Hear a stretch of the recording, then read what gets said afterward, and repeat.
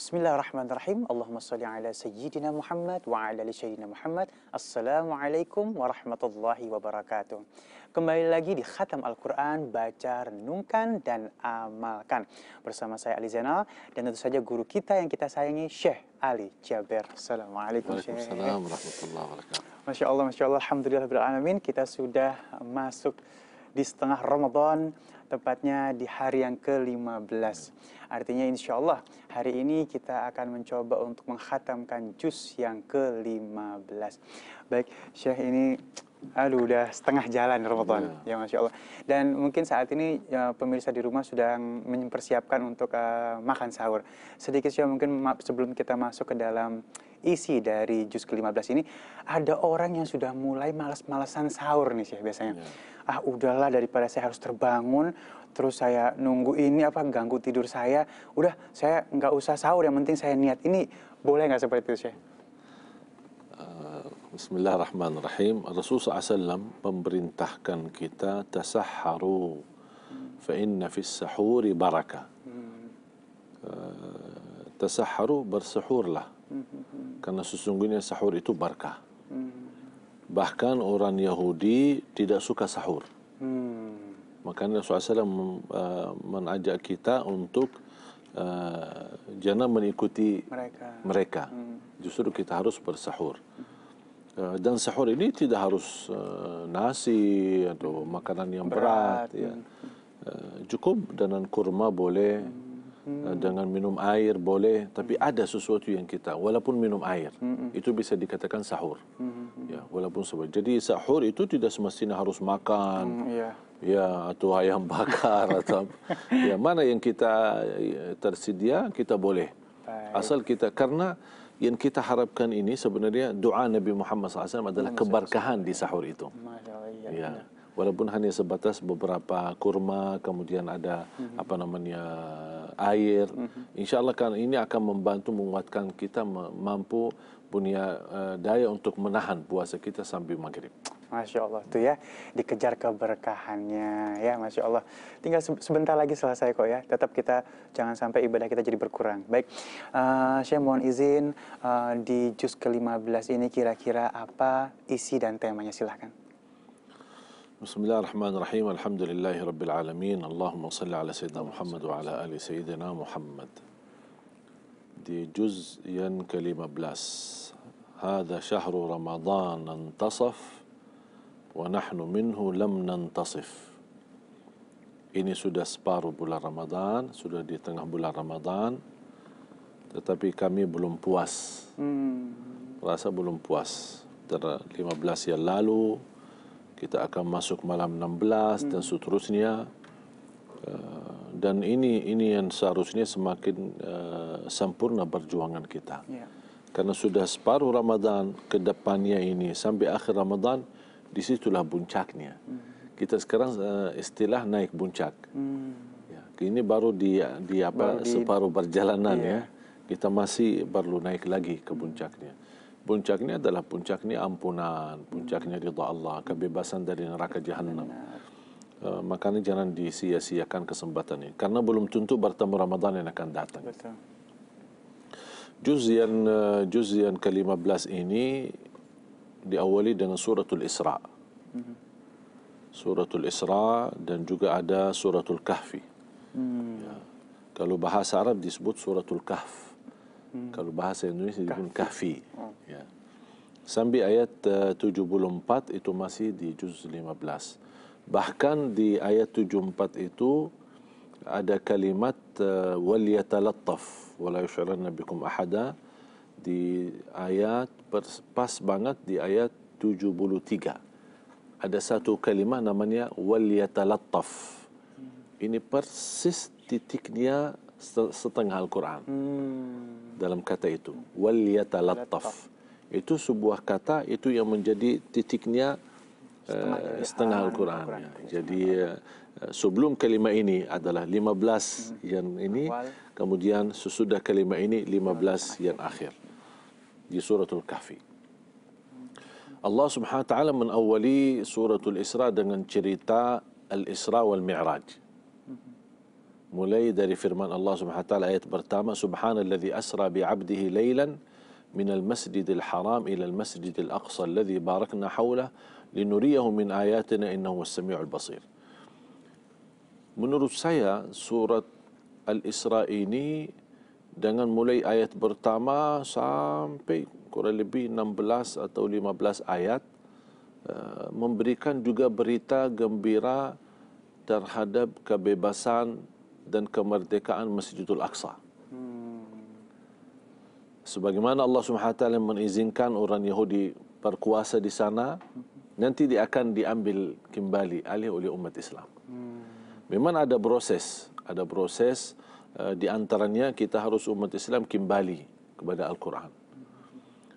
Mulai dari suratul Isra, cerita Al-Isra, bagaimana berjalan Nabi Muhammad SAW dari Makkah, Masjidul Haram ke Masjidul Aqsa. Itu perjalanan dari timur ke barat atau dari barat ke timur, itu disebutkan namanya Isra, perjalanan. Yang disebut kata Mi'raj dari bumi ke langit. Ya, jadi sesuatu yang turun maupun naik itu disebutkan Mi'raj. Ta'rujul malaikatu war-ruhu. Sebagaimana Allah Subhanahu wa taala menjelaskan dalam suratul Ma'arij. Maha suci Allah yang menggerakkan dan anugerah kepada hambanya Nabi Muhammad SAW dalam cerita Isra Mi'raj. Banyak sebenarnya kita bisa ambil pelajaran dari suratul Isra ini, khususnya di ayat pertama. Belum lagi ayat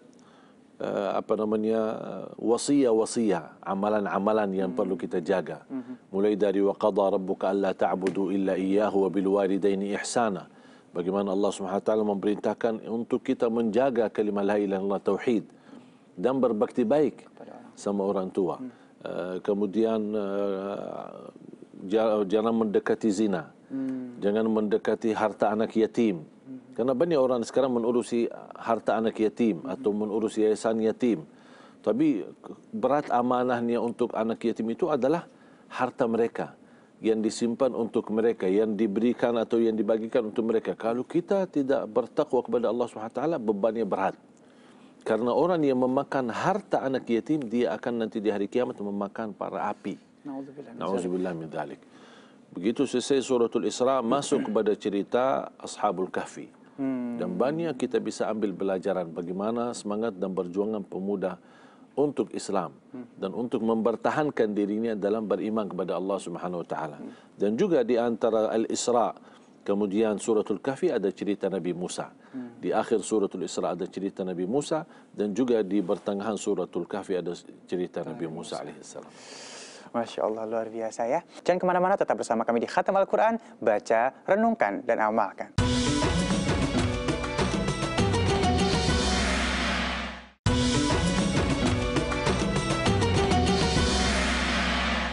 Kembali lagi di Khatam Al-Quran, baca, renungkan, dan amalkan. Sedikit Syekh, mohon maaf lahir batin, Ali ingin bertanya, adakah ayat-ayat mungkin yang sangat diagungkan oleh Allah Subhanahu wa taala dalam Al-Quran? Ya.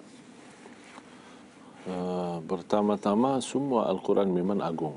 Semua Al-Quran mulia. Tapi memang ada beberapa surah yang lebih mendapatkan perhatian, lebih diagungkan dan lebih mendapatkan merupakan amalan buat kita. Misal contoh suratul Fatihah, surah yang paling agung di dalam Al-Quran suratul Fatihah. Tidak sah salat seorang kalau tidak baca Al-Fatihah. Al-Fatihah memiliki banyak nama. Fatihah Ummul Quran, Ummul Kitab, yang menyembuhkan penyakit, menjadi ruqyah, menjadi obat, berlindung dari keburukan, kecukupan, Al-Kafiyah, bahkan merubah doa. Bukan hanya doa untuk orang mayat saja, tapi juga doa buat kita sendiri. Bahkan termasuk Al-Fatihah, kalau bagi orang awam yang tidak faham doa dan macam-macam doa, dia bisa dengan Al-Fatihah mewakili semua macam doa. Masya Allah. Karena diawali dengan doa dan diakhiri dengan doa. Salah satu ayat yang paling agung, ini kan istilah ada surah yang paling agung. Surah yang agung adalah surat Al-Fatihah. Ayat yang paling agung ayat Al-Kursi. Ya. Bahkan Rasulullah SAW bersabda, menjaga baca ayat Al-Kursi sesudah setiap habis salat fardu. Kemudian ketika mau tidur, akan Allah Subhanahu wa taala menjaminkan kita menjadi ahli surga. Allahu Akbar. Artinya tidak ada yang menghalangi kita masuk surga kecuali menunggu meninggal, menunggu mati. Ayat Al-Kursi juga salah satu ayat yang mengagungkan kita dan melindungi kita dari godaan syaitan. Dan ada cerita yang cukup menurut saya cukup lucu ya, cerita yang indah terjadi di zaman Rasulullah SAW ketika Abu Hurairah ditugaskan oleh Rasulullah SAW untuk menjaga harta sedekah. Semacam gudang, satu tempat penyimpanan sedekah dan zakat dijaga oleh Abu Hurairah berdiri. Terus ada orang dalam bentuk manusia. Dia datang pelan-pelan mencuri dari gudang itu. Ditahan oleh Abu Hurairah. Saya akan bawamu kepada Rasulullah. Kenapa kamu mencuri uang-uang sedekah? Langsung dia berkata, aku orang miskin, aku tidak bisa apa-apa, aku orang anak saya lapar, anak ini, tolong lepaskan saya, jangan bawa saya ke Rasulullah. Akhirnya, udah jangan ulang lagi ya, dilepas. Besoknya terulang lagi perbuatannya. Ditahan oleh Abu Hurairah. Oh, kalau tidak bisa, kamu sudah yang kedua kalinya, saya mau bawa kamu. Aku ini sudah, aku orang susah, aku orang miskin, aku begini, macam-macam. Jadi banyak macam alasannya. Sampai hari ketiga pun, datang lagi syaitan.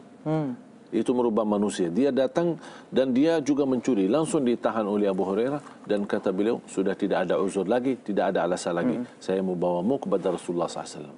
Akhirnya dia berkata, saya akan berikan sesuatu, tapi dengan syarat kamu lepaskan aku. Dan ini sesuatu yang sangat luar biasa istimewanya. Apa? Ayat Al-Kursi. Baca ayat Al-Kursi. Kalau kamu baca ayat Al-Kursi setiap hari, tidak akan didekati oleh syaitan. Masya Allah. Di situ dia. Ya, habis itu dia pergi. Besoknya Abu Hurairah bertemu Rasulullah SAW. Abu Hurairah kan belum cerita. Tapi Rasulullah SAW bertanya, ma fa'ala sahibuka al-bariha? Apa yang dibuat oleh orang-orang itu? Langsung kaget Abu Hurairah. Ya kan sudah diwahyukan oleh Allah SWT. Baru dia cerita. Ini orang sudah 3 kali datang, ini ujung cerita, tapi dia memberikan kepada aku amalan. Kalau saya jaga, InsyaAllah akan tidak akan didekati oleh syaitan. Makanya saya melepaskan dia. Apa kata Rasulullah SAW? Sadaqaka wa huwa kadhub. Dalam hal ini dia benar, walaupun dia sering berdusta, berbohong. Tapi hanya hal ini aja benar. Yang dia berbicara benar. Ya. Sadaqaka wa huwa kadhub. Daka syaitan, kata Rasulullah SAW. Selama ini yang suka datangin kepadamu adalah syaitan sendiri. Makanya dia tahu kekuatan dan dahsyatnya ayat Al-Kursi. Makanya dia memberikan amalan tidak akan mampu didekati oleh syaitan. Ayat-ayat yang paling agung 3 ayat terakhir suratul Baqarah. Ketika turun 3 ayat terakhir suratul Baqarah membawa cahaya. Ayat-ayat yang agung surat Al-Mulk. 30 ayat syafa'at li sahibah yang menjaminkan syafaat. Makanya fantasnya setiap muslim paling tidak baca surat Al-Mulk Tabarak setiap hari sekali. Kalau bisa malam hari sebelum tidur. Kalau seandainya kita meninggal dunia malam itu, insya-Allah diselamatkan dari siksa kubur. Salah satu ayat yang agung dan mulia adalah surat Qul Huwallahu Ahad. Surah yang sangat pendek tapi luar biasa besar pahalanya di sisi Allah. Bahkan ada seorang sahabat yang suka jadi imam, itu aja yang dibaca Qul Huwallahu Ahad. Sambil para makmum bosan melaporkan, ya Rasulullah ini kan imamnya cuma Qul Hu mulu. Gimana ceritanya? Bahkan ketika dia baca surah lain, sebelum dia rukuk tetap dia baca Qul Hu dulu. Baca misal surah apa saja, sebelum rukuk tetap dia baca Qul Hu dulu. Mereka merasa aneh ini perbuatan. Maka cerita kepada Rasulullah SAW bertanya, kenapa kamu lakukan ini? Kata beliau, karena ini membahas tentang Allah, kemuliaan Allah. Saya suka dan cinta surah ini. Kata Rasulullah SAW, Allah juga mencintaimu. Bahkan ada satu riwayat, cintaanmu kepada Qul Huwallahu Ahad ini menjaminmu masuk surga. Padahal surah pendek sekali ya. Baik, Masya Allah, luar biasa ya. Kita bersama kami di Khatam Al-Quran, baca, renungkan, dan amalkan.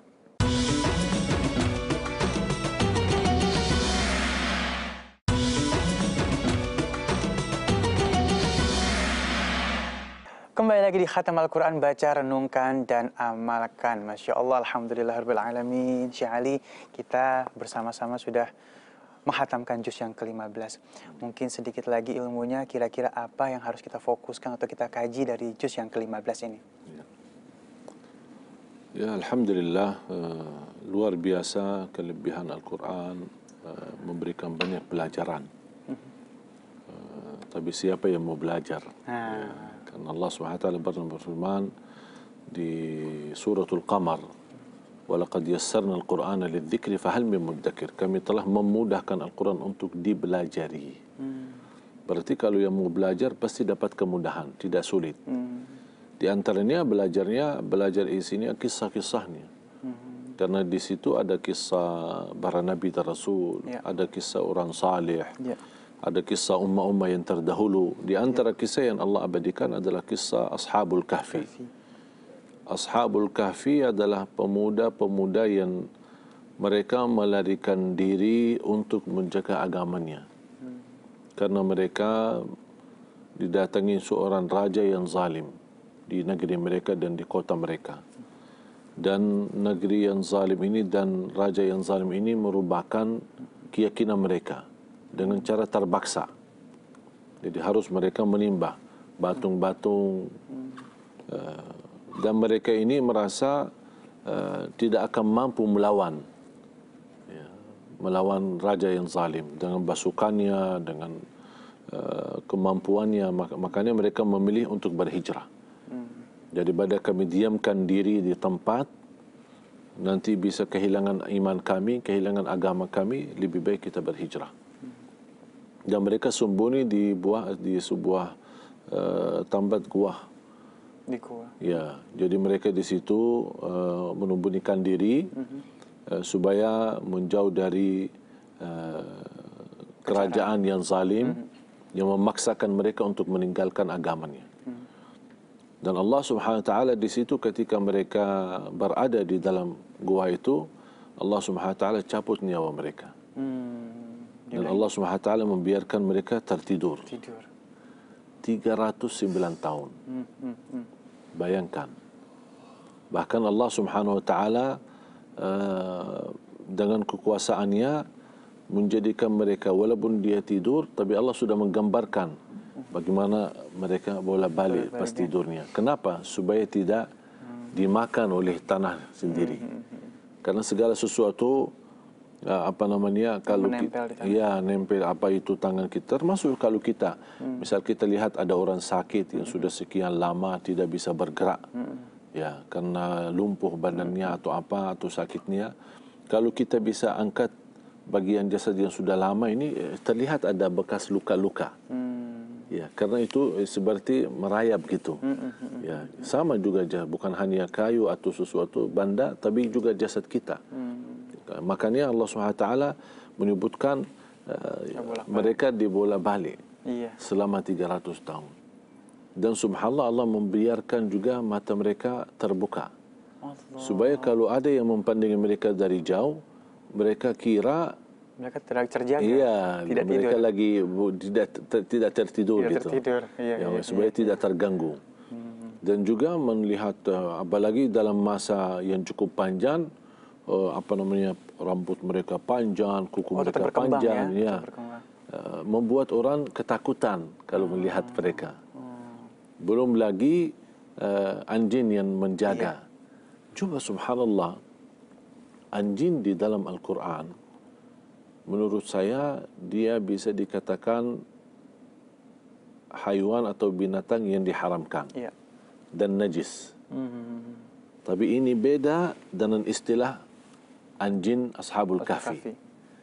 Biarpun anjing itu haram dimiliki kecuali untuk sesuatu yang penting seperti jaga, misal jaga sawah kita, jaga rumah kita, karena tempat kita dan lingkungan kita tidak aman. Tapi bukan hanya sebatas untuk pelihara, untuk bergaya-gaya. Ya, sekarang katanya zaman now ya. Jadi kalau tidak punya anjing, nggak keren. Ya, tidak keren katanya. Jadi makanya di situ barang siapa yang mempunyai anjing yang tidak ada kepentingan untuk memiliki anjing ini akan menghilangkan dari pahala seperti satu qirat. Satu qirat sebesar gunung Uhud. Ya Allah. Jadi berhari coba kalau dia tahajud, kalau dia puasa, kalau dia haji, dia segala amal kebaikan ini setiap hari akan terhangus dari pahalanya sebesar gunung Uhud. Ya Allah. Karena dia memiliki anjing yang tidak digunakan hanya buat gaya-gaya saja, mengikuti zaman, mengikuti modern katanya. Ya, beda sama orang yang memang memiliki anjing untuk seperti di sawah, seperti dia menjaga ada harta di rumahnya atau dia takut maling. Jadi benar-benar untuk tugas menjaga, itu diizinkan oleh Islam. Tapi coba bayangkan betapa adil Allah Subhanahu wa taala. Biarpun anjing yang diharamkan, anjing yang dianggap najis, anjing yang tidak baik bagi kita milikinya, tapi subhanallah dia bisa mendapatkan, diabadikan ceritanya di dalam Al-Quran karena dia mendampingi orang saleh. Allahu Akbar. Coba Allah Subhanahu wa taala memperhatikan dan mengeluarkan atau memberitahu tentang cerita berjuangan para pemuda Ashabul Kahfi.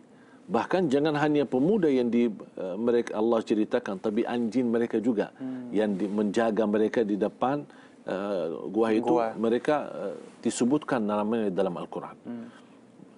Betapa mulianya kalau ini anjing bisa diabadikan, bisa diangkat namanya karena bersama mendampingi orang-orang saleh untuk menjaga mereka. Kira-kira gimana orang saleh sendiri? Allah. Bagaimana kita yang berhijrah? Ini salah satu bukti nyata bagaimana pemuda-pemuda Ashabul Kahfi ini, dia tidak menjadikan alasan untuk mendiamkan diri di tempat. Anak muda masih memiliki fisik yang kuat, tapi dia memilih tetap menahan agamanya, tetap menahan keimanannya dan ketakwaannya. Kemudian dia melarikan diri. Allah Subhanahu wa taala menjadikan cerita yang istimewa Ashabul Kahfi. Sambil mereka berdoa, bermunajat kepada Allah Subhanahu wa taala.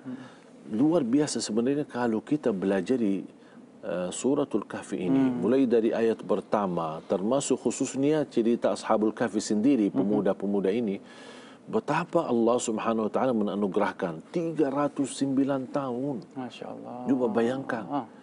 Buat apa ini semua? Karena Allah ingin mereka berada di generasi-generasi yang sama dengan keyakinan mereka.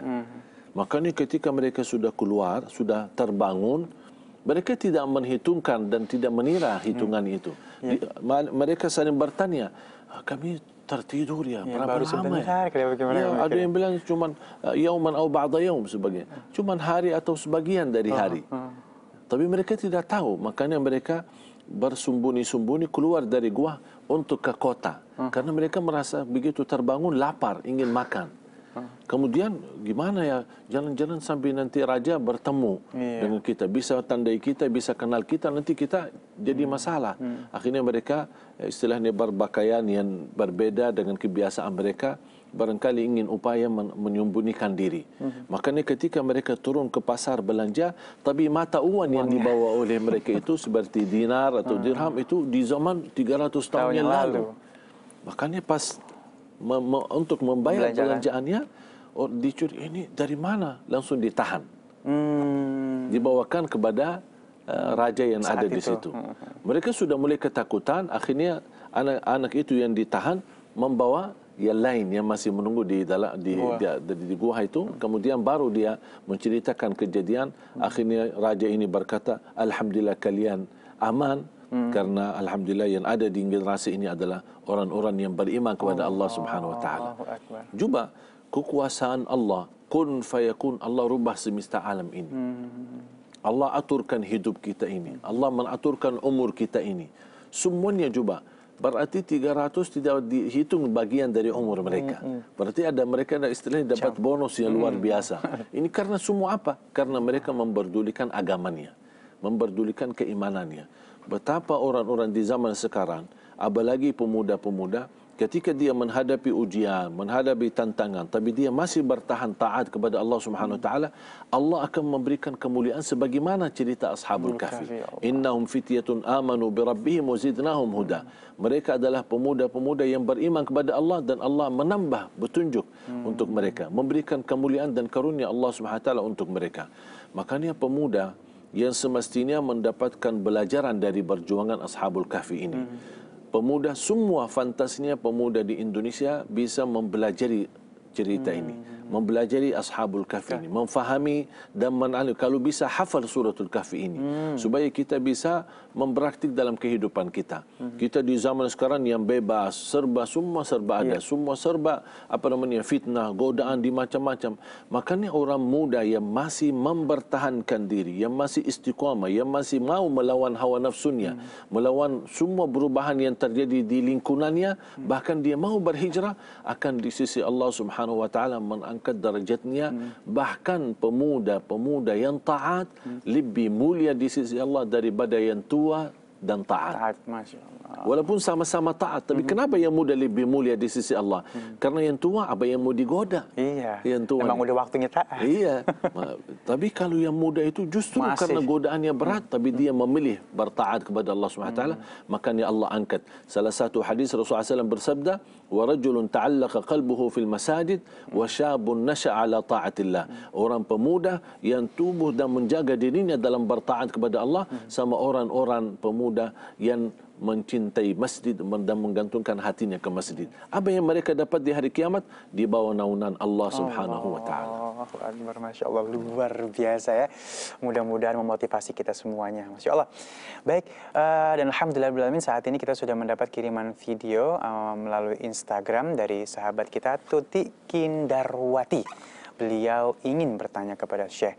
Baik, silakan kita sikapi. Allahumma arhamna bil Quran. Assalamualaikum, Syekh.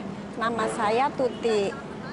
Saya mau nanya nih, baru 1 bulan ini saya pindah kerja. Cuma tempat kerja saya yang baru ini lingkungannya kurang bagus dan menjauhkan saya dari Allah. Apa yang bisa saya lakukan agar saya kembali lagi sama Allah? Terima kasih, Syekh. Assalamualaikum warahmatullahi wabarakatuh. Waalaikumsalam warahmatullahi wabarakatuh. Masya Allah, memang banyak sekali yang bermasalah dengan tempat kerja ya. Nanti kita akan dengarkan jawaban dari guru kita Syekh Ali Jaber. Jangan kemana-mana, tetap bersama kami di Khatam Al-Quran. Baca, renungkan, dan amalkan.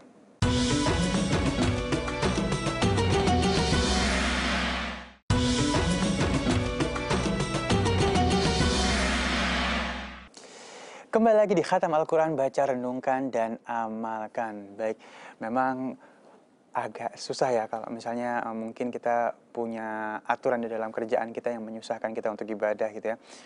Ini gimana sih untuk menyikapinya? Menurut saya dia sudah jawab sendiri. Ya, sudah jawab sendiri. Aku sudah di tempat kerja yang baru, tapi tidak mendukung saya untuk bisa menjaga ibadah, bahkan tergoda di situ. Berarti dia seharusnya memilih sendiri. Jadi masalahnya kita masih belum memiliki iman yang bisa membuat kita berani mengambil keputusan. Betul. Iya. Kalau dia sudah tahu dirinya tergoda imannya, tergoda ibadahnya, tidak bisa sebagaimana dulu, apalagi dikhawatirkan meninggal dalam keadaan jauh dari Allah Subhanahu wa taala, nauzubillah, bisa su'ul khatimah bukan husnul khatimah.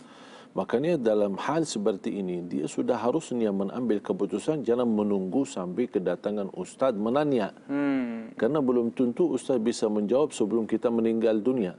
Bisa kita buru-buru meninggal belum ada jawabannya gitu. Karena dia sudah, menurut saya dia sudah tahu jawabannya. Sudah paham. Ya, sudah paham. Tinggal hanya dia meyakinkan. Kalau memang saya berani mundurkan, kalau melihat saya tidak bisa ibadah, saya tidak bisa sebagaimana dulu, saya ingin istiqamah, saya ingin dicintai Allah, tapi lingkungan kerjaan saya ini tidak membantu, justru menghalangi saya, bahkan menjauhkan saya dari Allah SWT. Berarti saya harus segera ambil keputusan. Jangan mencari bertanya-tanya lagi, karena kita sudah merasakan diri. Kalau kita sudah merasa diri kehilangan iman, kehilangan lingkungan yang baik, berarti harus berhati-hati. Makanya Rasulullah SAW bersabda, ini menjadi jaminan, tinggal kita yakini atau tidak. Jaminan dari Rasulullah SAW bersabda, man taraka syai'an lillah awadahu Allah khairan min. Barang siapa yang meninggalkan sesuatu karena Allah, akan Allah ganti yang lebih baik. Ya, sekarang mudah-mudahan ya dia misal merasa kerjaan ini mungkin barangkali hasilnya lebih bagus, gajinya lebih besar.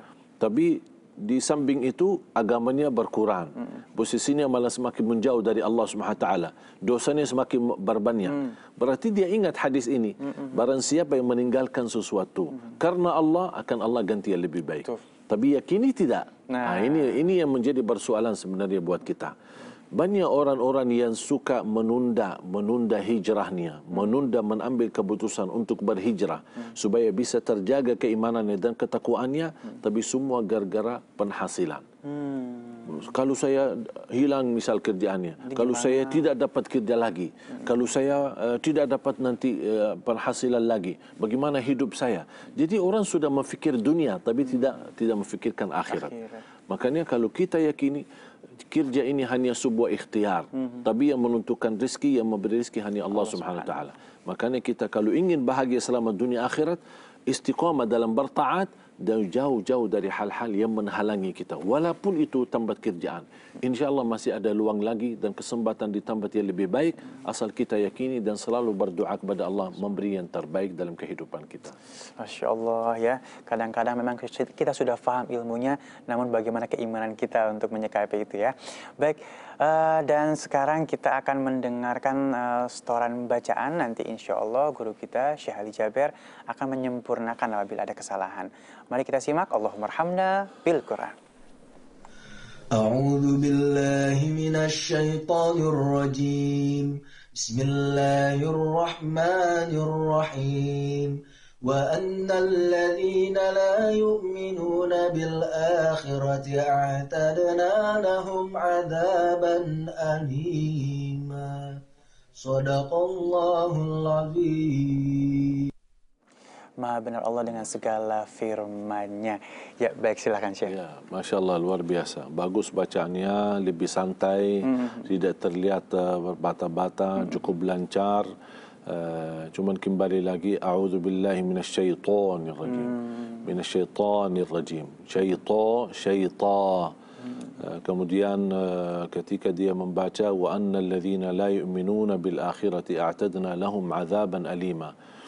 Pertama, mulai dari Bismillahirrahmanirrahim, cukup bagus basmalahnya, tapi dia lebih ke dhammah di huruf ra. Bismillahirrahmanirrahim, padahal Bismillahirrahmanirrahim. Kemudian wa annal ladzina, memberikan haknya nun tasdid, hukumnya gunnah, dua harakat. Wa annal ladzina la yu'minuna, yu'minuna ada hamzah, jadi yu'minuna. Wa annal ladzina la yu'minuna bil akhirati a'tadna lahum, a dan ain. Ini memang agak sedikit sulit, apalagi belum terbiasa ketika bertemu hamzah tipis dan ain yang begitu besar dan tebal. Jadi kalau kita baca a'tadna tidak boleh a'tadna, jadi terlalu besar nanti huruf hamzahnya. وأن الذين لا يؤمنون بالآخرة أعتدنا لهم عذابا أليما. Jadi ketika dia lahum azaban alima, Quran menekankan ke huruf sukun mim. A'tadna lahum azaban. Jadi posisi mim sukun bertemu dengan huruf ain itu izhar syafawi. Jadi semestinya ketika dia baca a'tadna lahum azaban, lahum rapat sempurna baru masuk ke huruf ain, bukan a'tadna lahum azaban, lahum azaban. Ya, jadi seolah-olah ada baris fathahnya atau dhammahnya gitu. Makanya dia harus menyempurnakan. Tapi saya kagum melihat bagus suaranya. Bahkan menurut saya cukup santai, rileks, tidak terlalu berat dalam melafazkan hurufnya. Tinggal hanya sedikit menyempurnakan beberapa yang saya sudah sampaikan. Mudah-mudahan insya-Allah diberikan anugerah oleh Allah bisa menghafal 30 juz. Amin ya rabbal alamin. Masya Allah. Baik, jamaah yang dimuliakan oleh Allah. Bagi sahabat-sahabat tadi yang sudah berpartisipasi, ada yang bertanya melalui Instagram, ada juga yang setor bacaan, kita punya hadiah. Nah ya, satu buah Al-Quran untuk masing-masing. Semoga bermanfaat.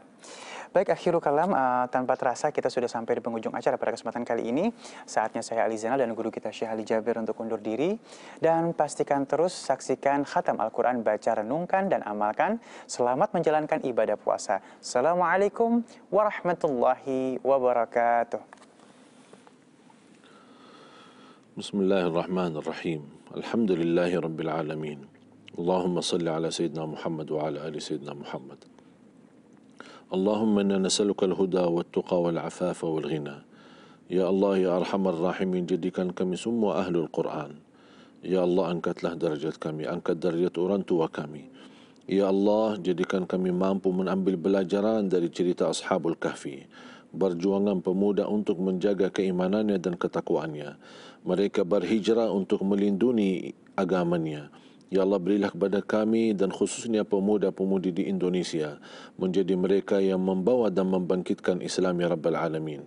Pemuda-pemudi yang berakhlakul Quran, pemuda-pemudi yang membawa akhlakul Islam, akhlak rahmatan lil alamin, birahmatika ya arhamar rahimin.